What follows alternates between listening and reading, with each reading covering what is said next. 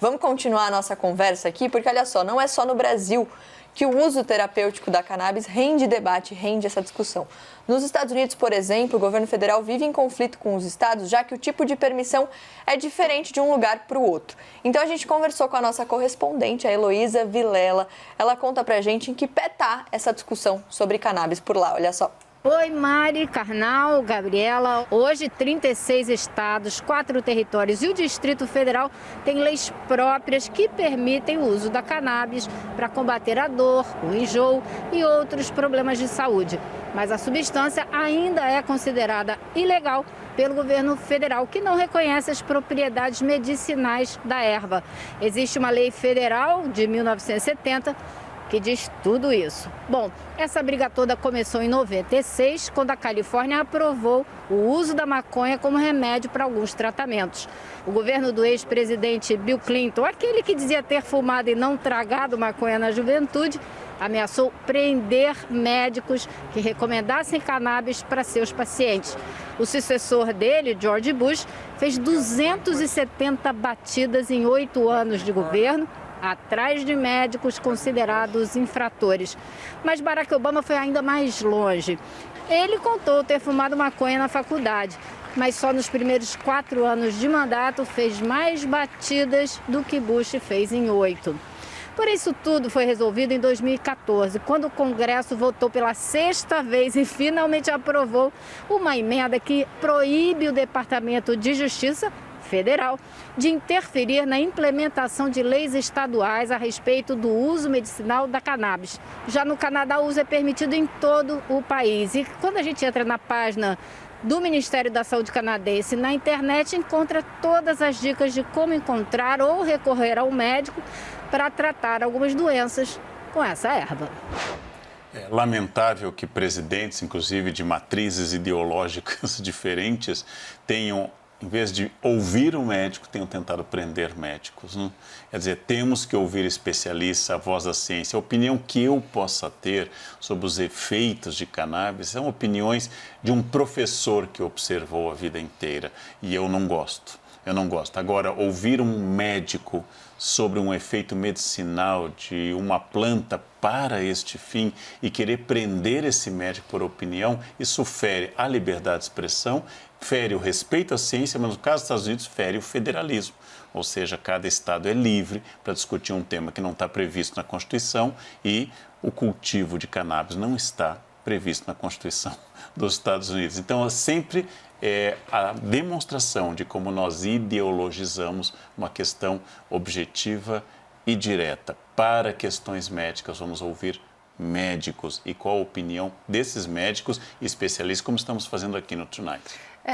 Deixa eu só fazer porque eu acho que o canal pode colaborar. É importante que toda vez que a gente fala de ideologização é porque a gente está falando de uma planta que é considerada droga e por isso foi criminalizada.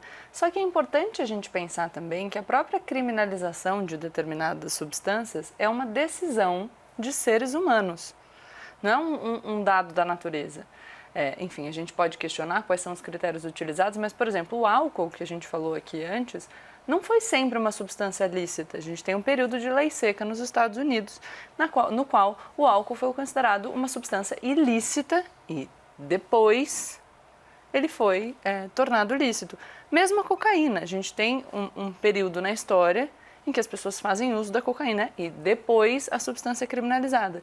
Então a gente precisa conseguir discutir sem medo, porque quando a gente está discutindo um assunto, não tem perigo de repente alguém trazer uma substância e fazer com que a gente use obrigatoriamente, entendeu? Não é isso. Então a gente tem que poder sentar numa mesa e debater sobre o assunto. É só importante a gente pontuar isso, porque senão parece que a coisa é um dado da natureza e que a gente não pode discutir. Não, a própria decisão de tornar uma coisa permitida ou proibida é decisão de seres humanos, a partir dos dados disponíveis em determinado tempo e lugar. É natural que essas decisões mudem e a gente precisa poder falar sobre elas. Isso é fazer ciência. E para discutir isso, a gente precisa de informação. A gente quer entender o que já foi comprovado cientificamente em relação ao uso medicinal da cannabis. Vamos ouvir mais uma vez o Siddhartha Ribeiro, olha só. todo esse preconceito contra o canabidiol, contra outros canabinoides contidos na cannabis, na maconha, e mesmo contra a maconha, tem a ver com muitas décadas de propaganda enganosa. Por exemplo, você deve ter ouvido muitas vezes que maconha mata neurônio. Só que maconha não mata neurônio, maconha produz novos neurônios, produz novas sinapses, por isso mesmo tem muito potencial no tratamento do mal de Alzheimer e de outras doenças que envolvem perda de sinapses, perda de conexões entre neurônios, e por isso mesmo os jovens devem evitar o consumo de cannabis porque já possuem muitos neurônios e muitas sinapses, não precisam de mais. Então é importante que a gente entenda que os preconceitos só podem ser desconstruídos com bastante ciência, com bastante conhecimento, para que a gente tenha os pés no chão. Também é interessante notar que esse preconceito tem diminuído na prática, porque já há 3 anos várias pessoas vêm se tratando, seja com canabidiol, seja com THC ou com o próprio extrato da planta inteira, através de medicamentos que estão disponíveis nas farmácias ou através de habeas corpus para que se faça o plantio em casa da sua própria planta. Karnal, o Siddhartha fala que para combater o preconceito você precisa de ciência, de conhecimento, você fala da importância de ouvir os médicos, mas esse preconceito, essa ideia que a gente tem, muitas vezes uma ideia que vem de muitos anos, ela também atinge médicos até hoje. Eu estava pesquisando, eu li um artigo que diz que uma pesquisa recente do Centro de Câncer da Universidade do Colorado mostrou que 73% dos oncologistas entrevistados acreditam que o uso medicinal da cannabis pode trazer benefícios aos pacientes em relação ao tratamento de câncer, mas só 46% se sentem confortáveis em fazer a prescrição. Então, no lado médico também pode existir isso. Na verdade, a medicina é feita por seres humanos. No século XIX, a histeria com o Dr. Charcot foi associada às mulheres, como se o gênero fosse inclinado ao comportamento histérico. Então, os médicos também estão inseridos em uma determinada cultura.